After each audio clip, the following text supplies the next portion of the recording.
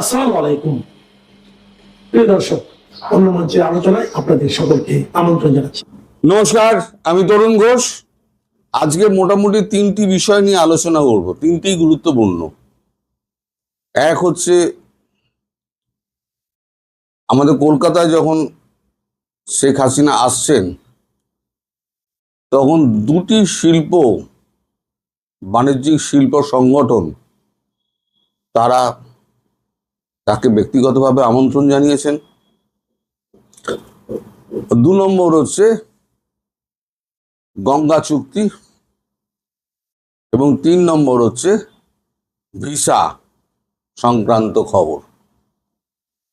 তাই প্রথমে আমি আপনাদের গঙ্গা চুক্তিটা এই নিয়ে কি বলে, যে ব্যবসায়িক যে সংগঠনগুলি রয়েছে ভারতবর্ষে, যে টপ, সেইগুলো সম্পর্কে আপনাদের একটুখানি জানিয়ে দিই। এই দুটো সংগঠনের মধ্যে একটা হচ্ছে ফিকি এবং একটা হচ্ছে সিআইআই। ফিকির পুরো নামটা কি? ফিকির নামটা হচ্ছে Indian Chamber of Commerce, industry and industry. FICCI operation West Bengal, state office in Kolkata, located in West Bengal in eastern region area. এটা হচ্ছে ফিকি। আর সিআইআই হচ্ছে কনফেডারেশন অফ ইন্ডিয়ান ইন্ডাস্ট্রি। এটা হচ্ছে আমাদের সিআইআই।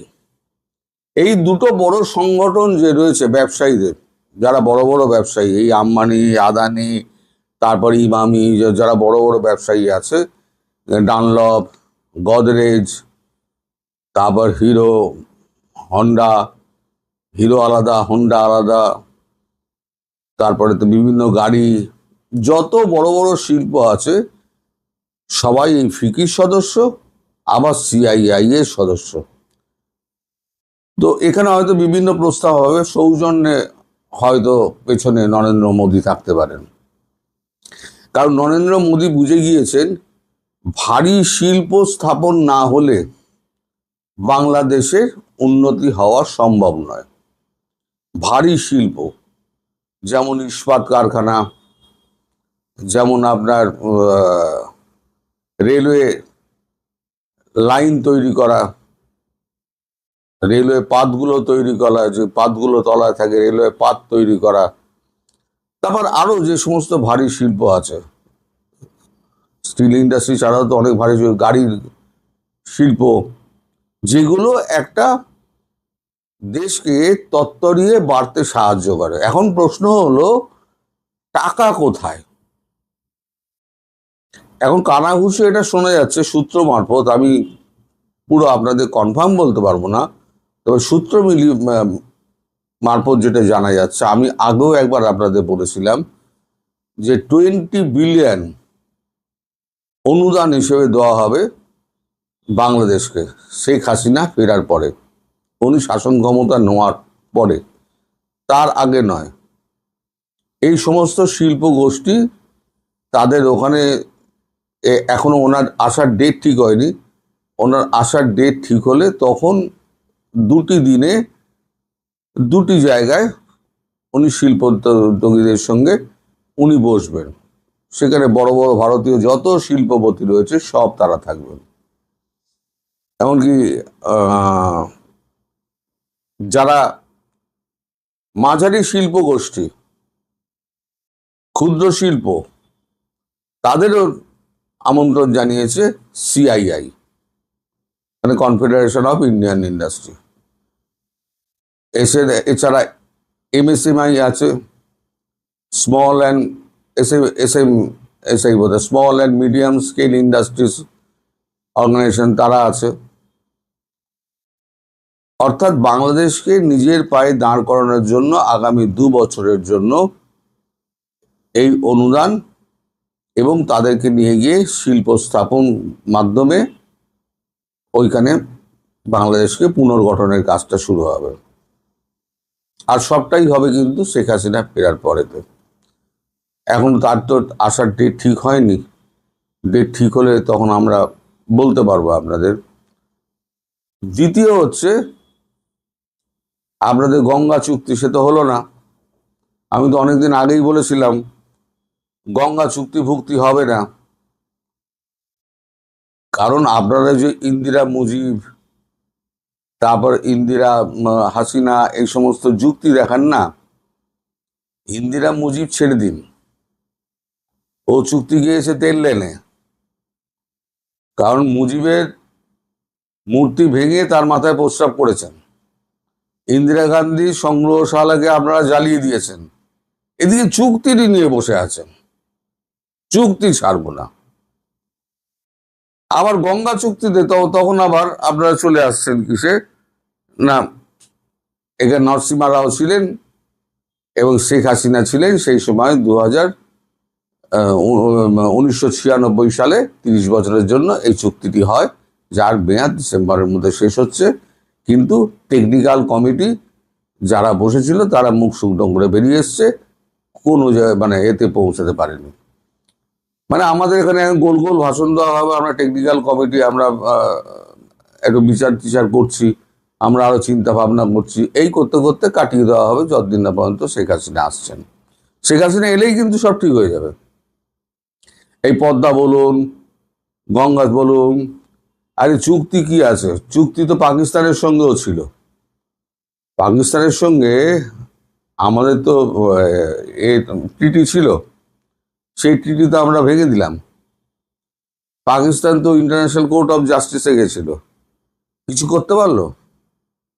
ভারতের অববাহিকা থেকে যেটা বেরিয়েছে সেটা হচ্ছে ভারতের অধিকার। ভারত যদি মনে করে যে অন্যান্য দেশকে আমি দেব, তাহলে দিতে পারে, না হলে দেবে না।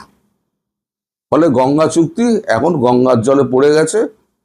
আমি আগেও বলেছিলাম, এখনো বলছি, আর ভবিষ্যতেও মিলিয়ে নেবেন যে গঙ্গা চুক্তি শেখ হাসিনা না ফিরলে গঙ্গা চুক্তি হবে না। গঙ্গাও হবে, তিস্তাও হবে, শেখ হাসিনা গদিতে বসার পর, তার আগে না। এই নাম্বার 3 হচ্ছে এবার আপনার আসুন ভিসা। হিন্দুদের জন্য ভিসা 1 জুন থেকে উন্মুক্ত করে দেওয়া হচ্ছে।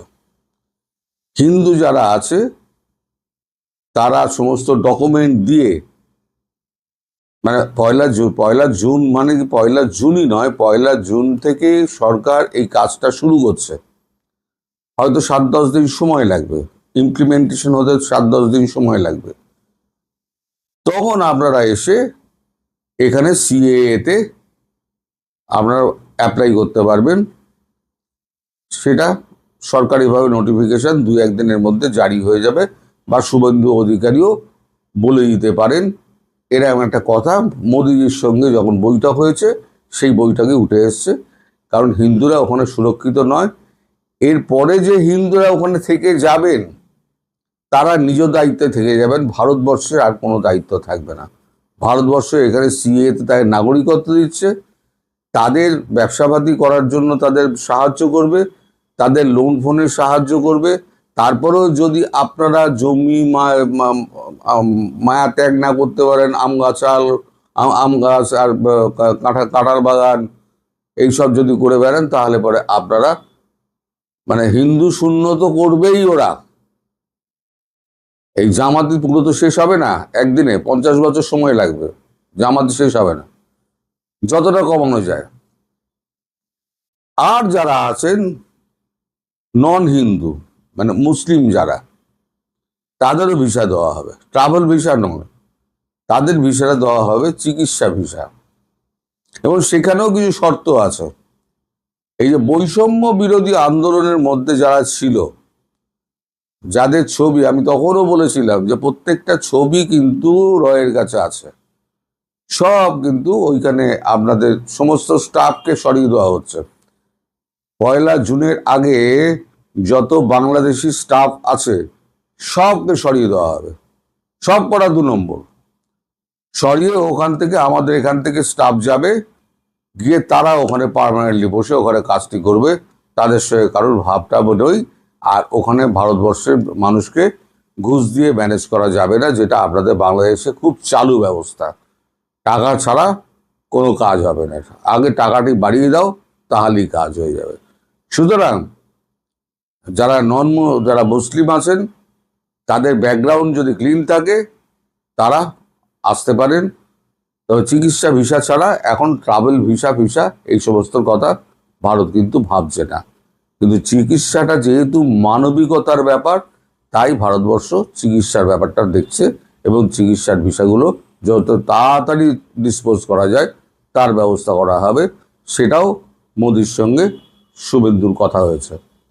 এবং এখানে যারা হিন্দু আছেন, এখন যারা পালিয়ে চলে এসছেন, তারাও 1 জুনের পর, ধরুন 7 দিন 10 দিন যাওয়ার পর, ওই ফরেন রেজিস্ট্রেশন অ্যাক্ট যে অফিসটা রয়েছে আপনার, আমি অনেক আগেও একবার বলেছিলাম, আমরা ওটাকে বলে রবীন্দ্র সদনের ওখানে এক্সাইড বোর্ড, ওখানে গিয়ে ফরেন রেজিস্ট্রেশন অফিস বললেই সবাই দেখিয়ে দেবে। ওখানে গিয়ে আপনাদের ফর্ম তুলতে হবে। ফর্ম তুলে ওইগুলো ফিল আপ করে আপনাকে সমস্ত ডিটেলস দিতে হবে। আপনার পিতামহ পিতামহ যদি কেউ থাকে তাদের দলিল, বা আপনার বাবা যে ওখানে ছিলেন, ঠাকুরদা ওখানে ছিলেন, যা যা আছে আমি তো পুরোটা জানি না, এগুলো আপনাকে দিতে হবে। দিলে পরে আপনারা এখানে সিএ নাগরিকত্ব পেয়ে যাবেন এবং ভোটাধিকারও আপনারা পেয়ে যাবেন। তারপরেতে আপনাদের আয় এবং সংস্থান এবং বাসস্থানের ব্যবস্থা সরকার ধীরে ধীরে ধীরে ধীরে করবে। আপাতত যা বোঝা যাচ্ছে 1 থেকে 1.5 কোটি বোধহয় হিন্দু রয়েছে, তাদেরকে ভারতবর্ষ নিয়ে নেবে যদি তারা আসতে চায়। আর যদি স্বেচ্ছায় কেউ মায়ার জালে আবদ্ধ থাকে, তাহলে তারা থাকুক, তো ভারতবর্ষ তো হাত ধরে টেনে নিয়ে আসবে না। এই হচ্ছে 3টে খবর। ডিটেক্ট, ডিলিট, ডিপোর্ট, মাত্র 3টি শব্দ, কিন্তু এই 3টি শব্দই যেন এখন ভারত বাংলাদেশ সীমান্ত রাজনীতির নতুন মন্ত্র হয়ে উঠছে। ভারতের স্বরাষ্ট্রমন্ত্রী অমিত শাহ বহুদিন ধরেই বলছেন, প্রথমে শনাক্ত করো, ডিটেক্ট, তারপর তালিকা থেকে বাদ দাও মানে ডিলিট, এবং সব শেষে ফেরত পাঠাও, ডিপোর্ট করো। কিন্তু পশ্চিমবঙ্গের নতুন মুখ্যমন্ত্রী শুভেন্দু অধিকারী যেন সেই নীতিকে আরো এক ধাপ এগিয়ে নিতে চাইছেন। তার ঘোষণা, কথিত বাংলাদেশি অনুপ্রবেশকারীদের রাজ্য পুলিশ গ্রেফতার করবে, এরপর সরাসরি বিএসএফ এর হাতে তুলে দেওয়া হবে এবং বিএসএফ তাদের বাংলাদেশে ফেরত পাঠানোর ব্যবস্থা করবে। প্রশ্ন হচ্ছে, এটা কি আইনি প্রক্রিয়ার কোনো অংশ, নাকি আদালত ও বিচারিক ধাপ এড়িয়ে শর্টকাট পথে, সংক্ষিপ্ত পথে সমস্যার সমাধান করার চেষ্টা করছেন শুভেন্দু অধিকারী? ঠিক এমন সময়ই কেন ভারত ঘোষণা করতে যাচ্ছে স্মার্ট বর্ডার প্রকল্প? কি আছে এই স্মার্ট বর্ডার প্রকল্পে? এটা কি যে পরিস্থিতি এখানে তৈরি হয়েছে বা হচ্ছে বা হতে পারে, সেই পরিস্থিতি নিয়ন্ত্রণে আনবে বা আনতে পারবে, নাকি আগুনে আরো বেশি পরিমাণে ঘি ঢালবে? সম্মানিত দর্শক, এই যে ভারত সরকারের স্মার্ট বর্ডারের কথা বলছিলাম, যে এই স্মার্ট বর্ডার প্রকল্প, এটিকে বলা হচ্ছে হাই পাওয়ার্ড ডেমোগ্রাফি মিশন। খুব শিগগিরই এটি ঘোষণা করতে যাচ্ছে নরেন্দ্র মোদী সরকার। বলা হচ্ছে এই মিশন বিএসএফ এর কাজের পরিধি এবং শক্তি আরো বহুগুণে বাড়িয়ে দেবে। স্বরাষ্ট্রমন্ত্রী অমিত শাহর ভাষায় এই প্রকল্পের আওতায় আগামী 1 বছরের মধ্যে বাংলাদেশ ও পাকিস্তান সীমান্তে অত্যাধুনিক প্রযুক্তি নির্ভর নিরাপত্তা বলয় গড়ে তোলা হবে। কি কি থাকবে এই নিরাপত্তা বলয়ে? এই নিরাপত্তা বলয়ে থাকবে ড্রোন, থাকবে রাডার সিস্টেম, থাকবে নজরদারি ক্যামেরা, নদীপথ নজরদারির ব্যবস্থা থাকবে, এমনকি আকাশপথ পর্যবেক্ষণের ব্যবস্থাও শক্তিশালী করা হবে। অর্থাৎ সীমান্তে প্রায় দুর্ভেদ্য দেয়াল গড়ে তোলা হবে, এটি স্পষ্ট বোঝা যাচ্ছে। অমিত শাহ বলেছেন, সীমান্তবর্তী অঞ্চলের জনবিন্যাস, যে ডেমোগ্রাফির কথা বলা হচ্ছে, হাই পাওয়ার ডেমোগ্রাফি মিশন, এই সীমান্তবর্তী অঞ্চলের জনবিন্যাস পরিবর্তনের যে কোনো প্রচেষ্টা ব্যর্থ করে দেওয়া হবে। তার মানে কি, মানে বাংলাদেশ থেকে হোক বা পাকিস্তান থেকে হোক, মানে অনুপ্রবেশ করে ভারতে ওই এলাকার যে জনমিতিক যে পরিসংখ্যান, যে জনবিন্যাস, এটিকে বদলে দেওয়া হচ্ছে, এটি তাদের অভিযোগ। এবং এটিকে তারা ব্যর্থ করে দিতে চান এই নিরাপত্তা বলয় সৃষ্টির মাধ্যমে। মানে দিল্লি এখন শুধু সীমান্ত পাহারা দিতে চায় না, সীমান্ত ঘিরে জনসংখ্যাগত পরিবর্তন নিয়েও প্রকাশ্যে তারা তাদের উদ্বেগ প্রকাশ করছে। এবং এখানেই রাজনৈতিক বিতর্কের শুরু। কারণ বিজেপি দীর্ঘদিন ধরেই দাবি করে আসছে বাংলাদেশ থেকে অবৈধ অনুপ্রবেশ ভারতের বিভিন্ন রাজ্যে জনসংখ্যার ভারসাম্য পরিবর্তন করছে। মানে এরা এই পরিমাণে বেশি যাচ্ছে যে তাদের স্থানীয় জনসংখ্যার চেয়েও তারা প্রভাবশালী হয়ে উঠছে। অন্যদিকে সমালোচকরা বলছেন এই ইস্যুটি অনেক সময় রাজনৈতিক মেরুকরণের হাতিয়ার হিসেবেও ব্যবহৃত হয়। এখন আসি শুভেন্দু অধিকারীর বক্তব্যে। সম্প্রতি তিনি ঘোষণা দিয়েছেন কথিত বাংলাদেশি অনুপ্রবেশকারীদের বিরুদ্ধে আরো কঠোর অবস্থান নেওয়া হবে, অর্থাৎ তার সরকার নেবে। তার বক্তব্য, যাদের সিএএ এর আওতায় আনা যাবে না তাদেরকে অবৈধ অনুপ্রবেশকারী হিসেবে বিবেচনা করা হবে। এরপর রাজ্য পুলিশ তাদের আটক করবে, পরে বিএসএফ এর হাতে তুলে দেবে এবং বিএসএফ বাংলাদেশে পুশব্যাক করে দেবে। এরকমই বিষয়টা। এখানেই প্রশ্ন উঠছে, কারণ ভারতের প্রচলিত আইনি প্রক্রিয়া কিন্তু সাধারণত ভিন্ন। কোন বিদেশি নাগরিককে অবৈধ প্রবেশের অভিযোগে আটক করা হলে প্রথমে তার বিরুদ্ধে মামলা করা হয়, তারপর তাকে আদালতে তোলা হয়, আদালতে তার বিচার হয়, এরপর আদালত যে সাজা দেন সেই সাজার ভিত্তিতে সাজা তাকে ভোগ করতে হয়। এরপর সংশ্লিষ্ট দেশের দূতাবাসের মাধ্যমে পরিচয় যাচাই করা হয়। সবশেষে আনুষ্ঠানিকভাবে প্রত্যর্পণের ব্যবস্থা করা হয়। অর্থাৎ পুরো প্রক্রিয়ার মধ্যে আদালত, প্রশাসন এবং কূটনৈতিক যোগাযোগ সবই থাকে। এই জন্যই সমালোচকরা প্রশ্ন তুলছেন, শুভেন্দু যে পদ্ধতির কথা বলছেন, মানে ওই যে ধরো মারো কাটো টাইপের, সেটি কি বাস্তবে সেই দীর্ঘ আইনি প্রক্রিয়ার বিকল্প হয়ে উঠতে যাচ্ছে, না তিনি বিকল্প কিছু তৈরি করতে চাচ্ছেন? এটি নিয়ে কিন্তু প্রশ্ন উঠেছে।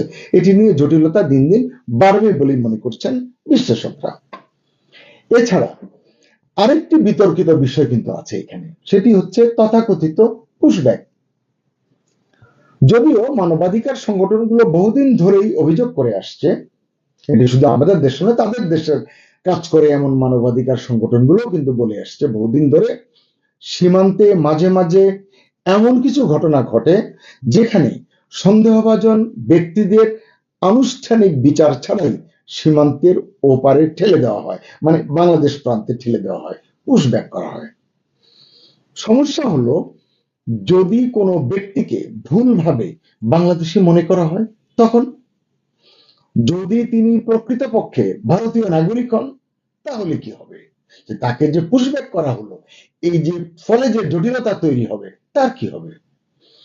কারণ ভারতের বিভিন্ন রাজ্যে অতীতে এমন অভিযোগ কিন্তু উঠেছে।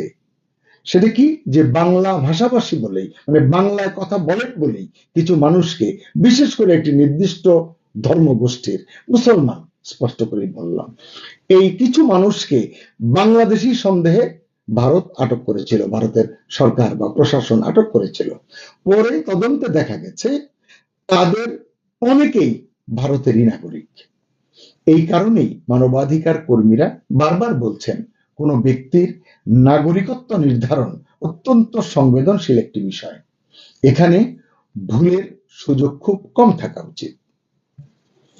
এদিকে রাজনৈতিক প্রেক্ষাপটও কিন্তু দ্রুত বদলাচ্ছে। আমরা যদি খেয়াল করি, বাংলাদেশে তো বদলি হয়েছে, ইউনূস সরকার গেছে, বিএনপির সরকার এসেছে, পশ্চিমবঙ্গে মমতা মুখার্জির তৃণমূল সরকার গেছে, শুভেন্দু অধিকারীর নেতৃত্বে বিজেপি সরকার এসেছে। এই যে পশ্চিমবঙ্গে সরকার পরিবর্তনের পর সীমান্ত এলাকায় আমরা কি দেখছি, কাঁটাতারের কাজ নতুন গতি পেয়েছে। যেসব এলাকায় দীর্ঘদিন জমি সংক্রান্ত জটিলতা ছিল তারও তড়িৎ সমাধান হচ্ছে। বিএসএফ ও সীমান্ত অবকাঠামো শক্তিশালী করার কাজ শুরু করেছে। অন্যদিকে আমরা দেখলাম গণমাধ্যমে ভারতীয় সেনা প্রধান উপেন্দ্র দ্বিবেদীর সঙ্গে বৈঠক করেছেন বাংলাদেশে নবনিযুক্ত ভারতীয় হাই কমিশনার হিসেবে যিনি মনোনীত হয়েছেন সেই মনোনীত প্রতিনিধি সাবেক মন্ত্রী ভারতের এবং প্রবীণ রাজনীতিক দীনেশ ত্রিবেদী, তার সঙ্গে ভারতীয় সেনাপ্রধানের একটি বৈঠক হয়েছে। মানে এটি আসলে এক ধরনের নতুন বলেই মনে হচ্ছে, কারণ এর আগে এমনটি শোনা যায়নি। হাই কমিশনার আসবেন, তার কূটনৈতিক যে নিয়মাচার আছে তার ভিত্তিতে আসবেন, দায়িত্ব পালন করবেন, আবার দায়িত্ব শেষ হলে চলে যাবেন। কিন্তু এবারই দেখা গেল যে সীমান্তে এইরকম উত্তেজনা, সীমান্ত নিয়ে যে সমস্ত কথা কেন্দ্রে এবং পশ্চিমবঙ্গ রাজ্য সরকারের মুখে শোনা যাচ্ছে, তারই যেন কিছুটা ছিটে ফোটা আঁচ পাওয়া গেল এই বৈঠকের মধ্য দিয়ে। মানে বলা হচ্ছে যে এই বৈঠকটি এমনি হয়নি, সেনা প্রধানের কাছ থেকে প্রয়োজনীয় ব্রিফিং এবং প্রয়োজনীয় সমর্থন সহায়তার আশ্বাস নিয়েই দীনেশ ত্রিবেদী হয়তো বাংলাদেশে আসতে চলেছেন। যাই হোক, সেনা প্রধান এবং নতুন হাইকমিশনারের মধ্যেকার আলোচনায় কি কি আলোচনা হয়েছে আমরা বলতে পারবো না, তবে আমরা এটুকু জেনেছি সীমান্ত নিরাপত্তা, প্রতিরক্ষা সহযোগিতা এবং দুই দেশের সামরিক যোগাযোগ নিয়ে তাদের মধ্যে আলোচনা হয়েছে, এমনটি জানিয়েছে ভারতের বিভিন্ন গণমাধ্যমে প্রকাশিত সংবাদগুলো। অর্থাৎ সীমান্ত প্রশ্নটি এখন কেবল আইন শৃঙ্খলার বিষয় নয় বা আইন শৃঙ্খলার বিষয়ের মধ্যে সীমিত থাকছে না, এটা এখন কূটনীতি, নিরাপত্তা এবং আঞ্চলিক রাজনীতির বড় ইস্যু হয়ে উঠেছে বা উঠছে। এখানেই আরেকটি গুরুত্বপূর্ণ বিষয়, একটু আগেই বললাম সিএএ মানে সিটিজেনশিপ অ্যামেন্ডমেন্ট অ্যাক্ট। তো এই আইন, এটির কথা আপনারা আগেও শুনেছেন। এই আইন অনুযায়ী বাংলাদেশ, পাকিস্তান এবং আফগানিস্তান থেকে আসা নির্দিষ্ট কিছু অমুসলিম সম্প্রদায়ের, হিন্দু, বৌদ্ধ, খ্রিস্টান, জৈন, বিভিন্ন ধরনের সম্প্রদায়ের মানুষ ভারতীয় নাগরিকত্ব পাওয়ার সুযোগ পান বা পেয়ে থাকেন, কিন্তু মুসলমানরা থাকেন এই আইনের সিএএ এই আইনের আওতার বাইরে। ফলে সমালোচকরা প্রশ্ন তুলছেন, বাস্তবে এই নীতির প্রয়োগে একটি নির্দিষ্ট ধর্মীয় পরিচয় কি বড় হয়ে উঠছে না, মানে বৈষম্যের শিকার হচ্ছে কিনা মুসলমানরা? বিজেপি যতই বলুক এটি মানবিক এবং ঐতিহাসিক বাস্তবতার ভিত্তিতে তৈরি করা একটি আইন সিএএ এর কথা। বিরোধীরা কিন্তু বলছেন এটি সত্যিকার অর্থে একটি বৈষম্যমূলক আইন, এবং আসল বিতর্ক এবং হতাশা এখানেই। তো যে কথাগুলো বললাম তার ভিত্তিতে, তার প্রেক্ষাপটে পুরো চিত্রটা কি দাঁড়াচ্ছে? একদিকে দেখছি ভারত সরকার স্মার্ট বর্ডার প্রকল্প হাতে নিচ্ছে, অন্যদিকে কেন্দ্র থেকে রাজ্য সরকার পর্যন্ত ডিটেক্ট, ডিলিট, ডিপোর্ট নীতি অনুসরণ করছে। সঙ্গে পশ্চিমবঙ্গে শুভেন্দু অধিকারীর কঠোর অবস্থান তো আছেই। সব মিলিয়ে ভারত বাংলাদেশ সীমান্তে একটি নতুন বাস্তবতা